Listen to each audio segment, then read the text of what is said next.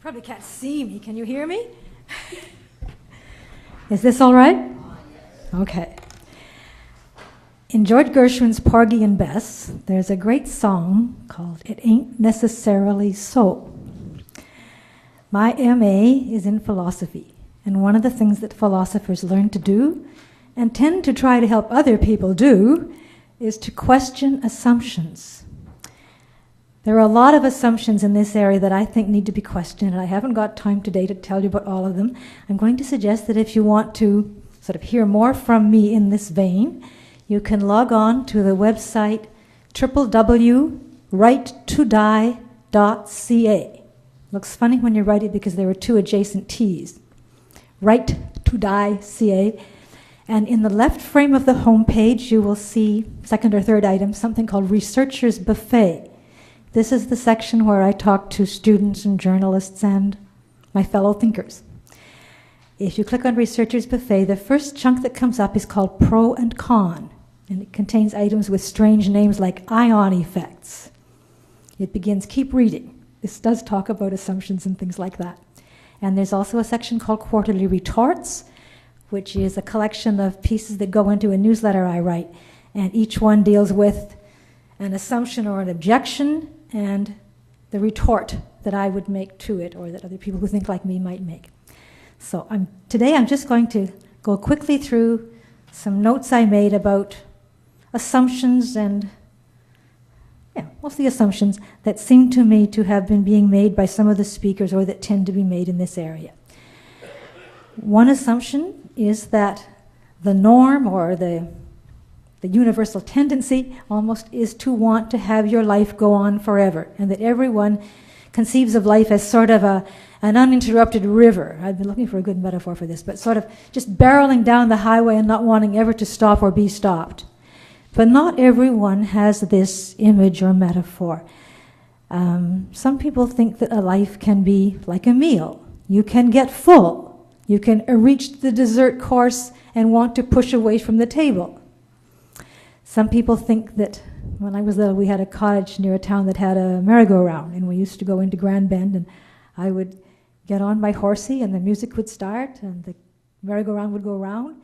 But after a while, the music would slow down, and I would know that it was time to get off my horsey and let someone else have it.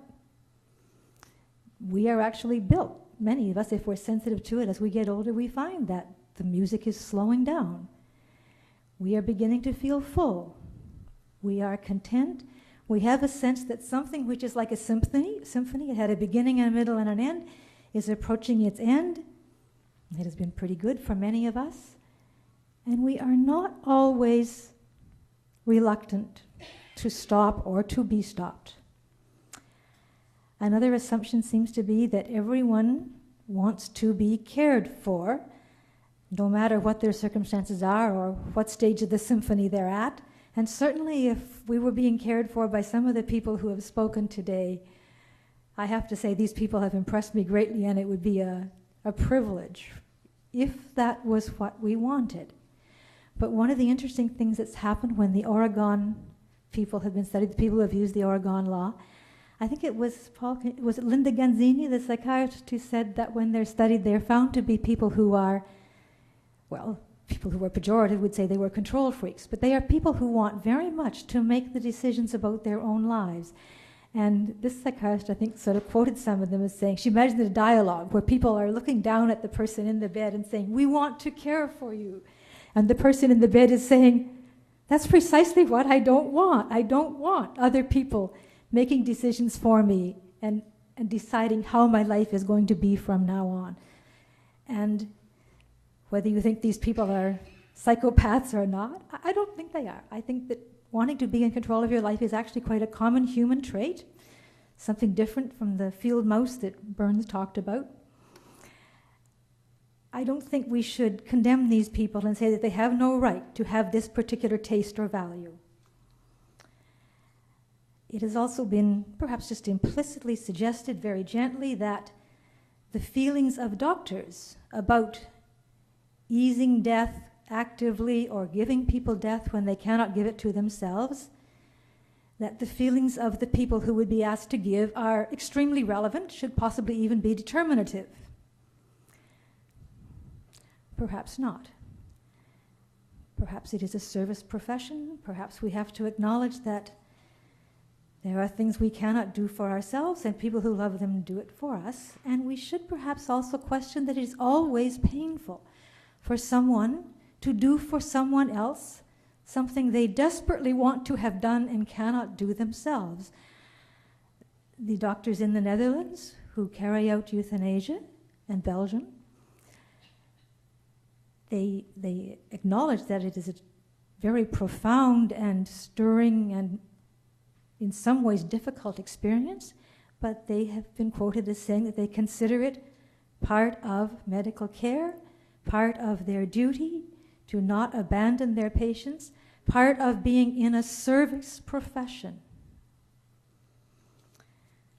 I can't read my writing.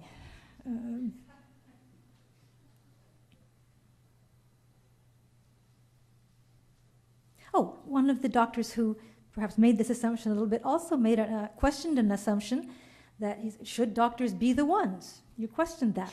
I think that's worth questioning.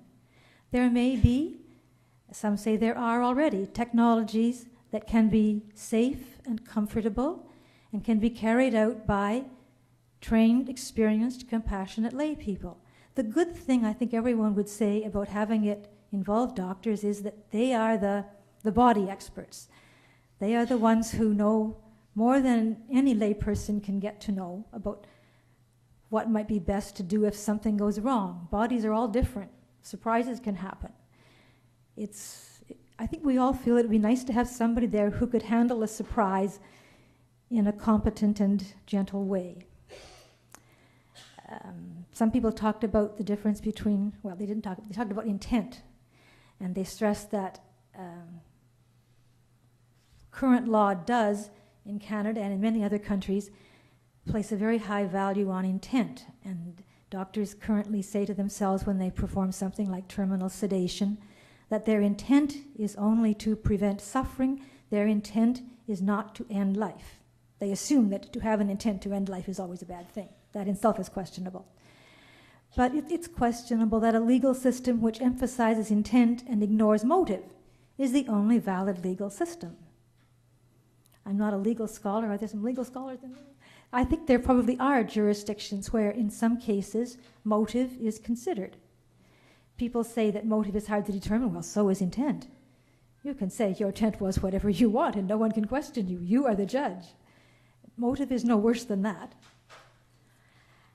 It's also been sort of suggested that a procedure which is never asked for, or is asked for only rarely, is never wanted, or wanted only rarely. But, and I'm going to close with this, in all of this topic we must think about power.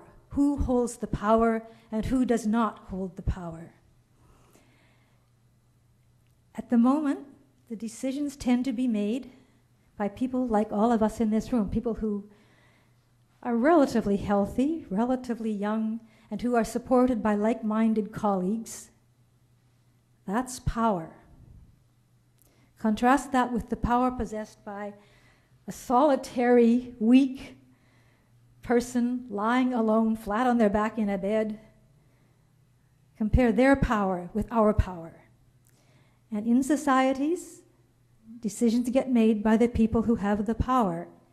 And the feelings and the fears, such as the fear of responsibility, that they, the powerful ones, are the most aware of, are the ones that shape the policies.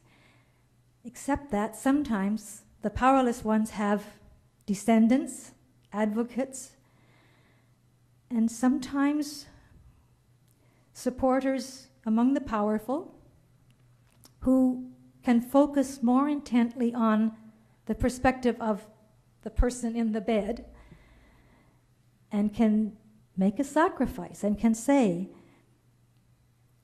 it is really not for me to use my power to protect myself.